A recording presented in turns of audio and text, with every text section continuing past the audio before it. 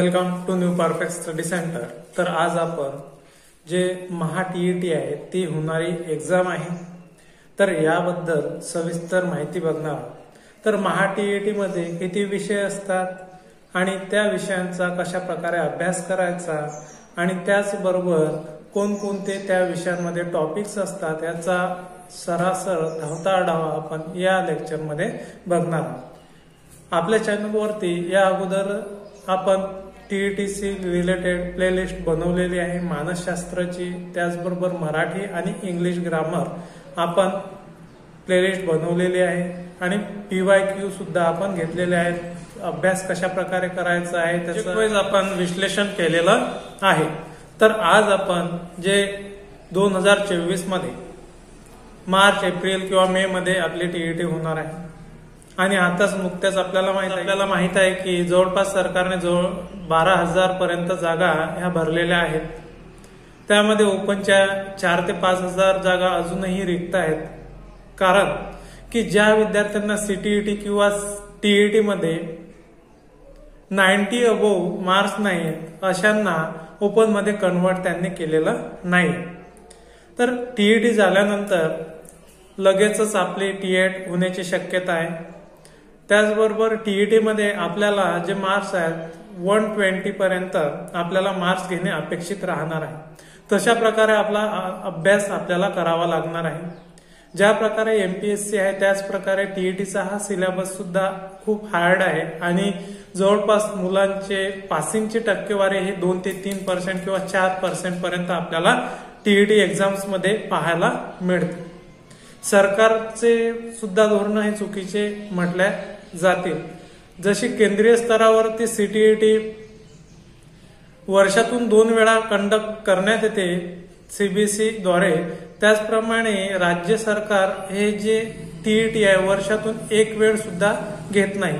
मागची जी टीईटी आहे ती 2021 मध्ये झालेली होती, तर आता डायरेक्टली आपल्याला टीईटी 2024 मध्ये पाहायला मिळणार आहे। याच्यामध्ये जो तफावत आहे ती फार मोठी आहे।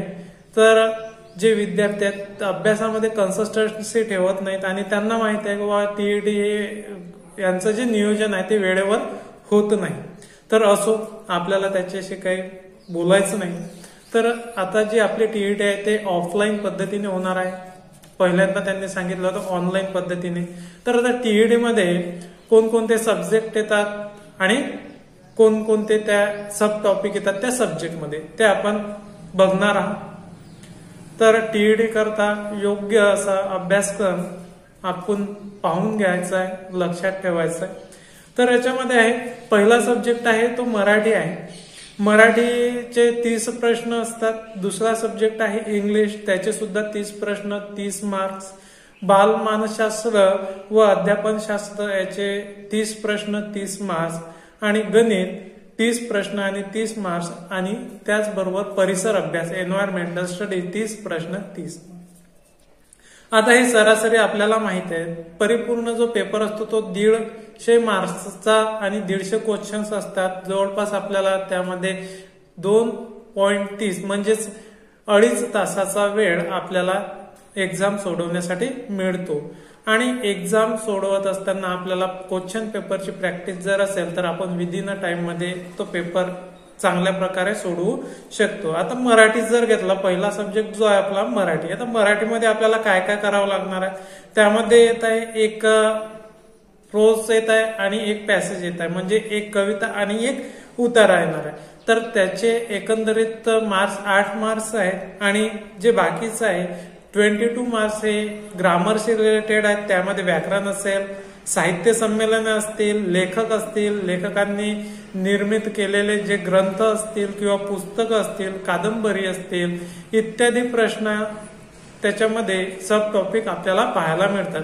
तर आता आपल्याला मराठी व्याकरण जर करायचं असेल तर बाळासाहेब शिंदेचं बुक किंवा मोरा आळंबे यांचं बुक तुम्ही यूज करू शकता। तर तुम्हाला परिपूर्ण व्याकरण करणे आपला सब्जेक्ट आहे तो आहे इंग्लिश। इंग्लिश मध्ये सुद्धा तुम्हाला उतार्यावरती 5 क्वेश्चन्स 5 मार्क्सला येतात। एकंदरीत क्वेश्चन्स येणार आहेत 30 आणि त्यामध्ये त्यांना जर वाटलं तर ते प्रोज सुद्धा टाकतात। एक पेपर मी बघितलेला आहे, याच्यामध्ये फक्त या पेपरमध्ये त्यांनी जो पॅसेज आहे पॅसेजच त्यांनी टाकलेला आहे, तर तो येणार आहे 5 मार्क्सला। आणि इतर जे आहे ते तुम्हाला ग्रामर येणार आहे, आणि ग्रामर हे जास्त हार्ड लेवलचं नसणार आहे। जे आपण 10वी-12वी पर्यंत ग्रामर शिकतो तेच ग्रामर आपल्याला याच्यामध्ये येणार आहे। तर त्याच्यामध्ये काय, स्टे ऑफ ॲनिमल्स, जे काही ॲनिमल्स जे काही प्राणी राहतात त्यांचं ठिकाण, प्राण्यांचे आवाज, आणि वन वर्ड सबस्टिट्यूशन, प्रिपोजिशन्स आहे, आणि आर्टिकल्स आहेत, फ्रेजेस आहेत, अँटोनिम्स आहेत, सिनोनिम्स आहेत, स्पेलिंग मिस्टेक्स आहे, रिअरेंज वर्ड्स आहे, आणि फ्रेजेस, चेंज द व्हॉइस आहे। सर्व जे काही तुम्हाला ग्रामर आहे ते ग्रामर तुम्हाला करून घ्यायचं आहे। आपल्या चॅनलवरती आपण विश्लेषणाचे सुद्धा व्हिडिओज अपडेट केलेले आहेत 1 वर्षापूर्वीचे, ते तुम्ही पाहून घ्यायचे आहे। तर एकंदरीत इंग्रजी विषयाचा अभ्यास तुम्हाला चांगल्या प्रकारे करून घ्यायचा आहे। त्याच्यासाठी बेस्ट बुक तुम्हाला राहणार आहे बाळासाहेब शिंदे यांचं। नंतर आहे तिसरा सब्जेक्ट आहे बालमानसशास्त्र व अध्यापनशास्त्र। या विषयाचा जर तुम्ही योग्य रीतीने जर अभ्यास जर केला तर पुस्तकाच्या बाहेरील एकही क्वेश्चन येत नाही।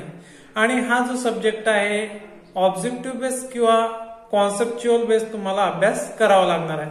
तर स्वतःच्या वर विचार करून अभ्यास करता विद्यार्थ्यांबद्दल विचार करून हा विषय सोडवणे अत्यंत सोप्या पद्धतीने आपल्याला समजून येईल। मग आपल्या चॅनलवरती आपण याच्यावरती परिपूर्ण जे काही फडकेंचं बुक आहे डीएड मानसशास्त्राचं, त्याच्यावरती पूर्ण लेक्चर आपण घेतलेले आहेत। ते लेक्चर तुम्ही प्लेलिस्टमध्ये जाऊन पाहू शकता।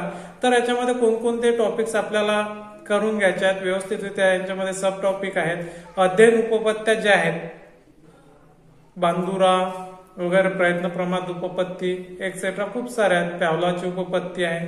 नंतर आहे बालकाचा विकास, बालकाचा जन्मापासून, जन्मपूर्व आणि जन्मापासून ते मृत्यूपर्यंतचा सर्व मानवाचा विकास आपल्याला करून घ्यायचा आहे। कोणकोणत्या प्रकारे बदल होतात त्यांच्या दैनंदिन जीवनामध्ये, त्याचा सुद्धा अभ्यास करून घ्यायचा आहे। नंतर बुद्धिमत्ता, इंटेलिजन्स किंवा भावनिक बुद्धिमत्ता, याचा सुद्धा आपल्याला अभ्यास करायचा आहे।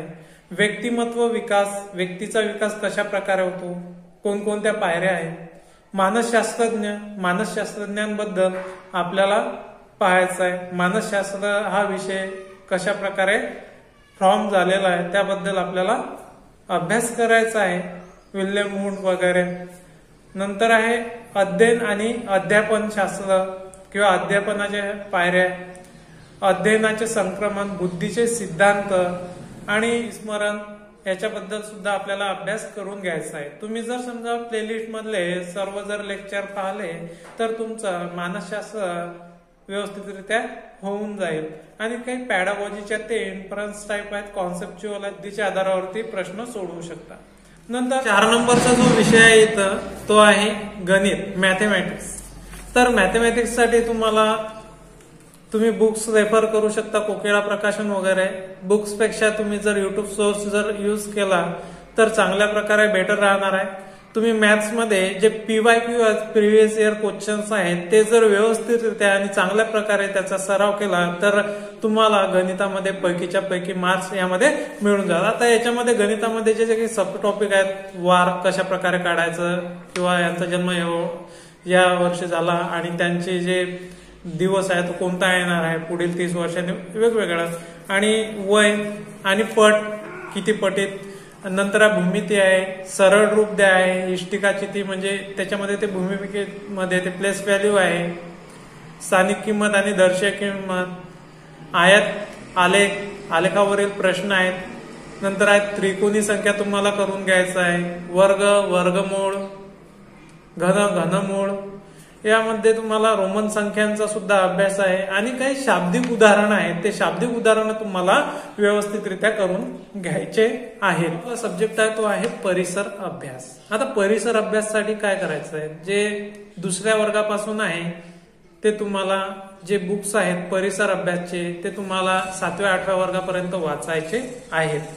त्याच्यामध्ये मोस्ट इम्पॉर्टंट आहे चौथीचा इतिहास, शिवाजी महाराजांचं इतिहासचं जे बुक्स आहे ते बुक चांगल्या प्रकारे तुम्हाला करून घ्यायचं आहे। जवळपास त्या शिवाजी महाराजांच्या इतिहासावरती आपल्याला 7 ते 8 क्वेश्चन विचारण्यात येणार आहे।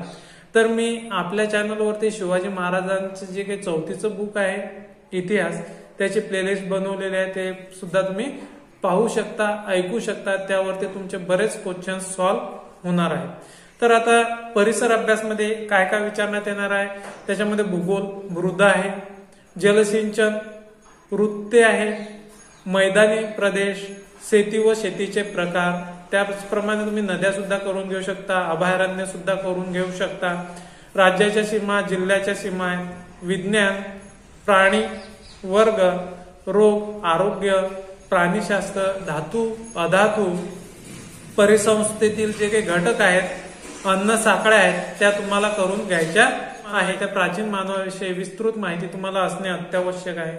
नंतर शिवाजी महाराजांचा इतिहास, अभयारण्ये, आदिवासी जमाती, कोणत्या भागामध्ये कोणती जमात राहते त्याबद्दल सुद्धा तुम्हाला अतिशय विस्तृत माहिती असणे अत्यावश्यक आहे। तुम्ही जर चांगल्या प्रकारे PYQ सुद्धा केले 5 ते 6 वर्षातील तरी तुमचे TET एक्झाम हे निघणारच आहे। तर तुम्ही सिरियस होऊन चांगल्या प्रकारे जर अभ्यास केला तर तुम्ही TET ही क्लिअर करू शकता। हे जे विषय सांगितले मी फर्स्ट पेपरचे विषय सांगितलेले आहेत। लवकरच आपण जो TET पेपर 2 आहे त्याचे सुद्धा आपण विश्लेषण पाहणार आहोत। व्हिडिओ आवडल्यास व्हिडिओला लाईक, शेअर आणि चॅनलला सबस्क्राईब करा। धन्यवाद।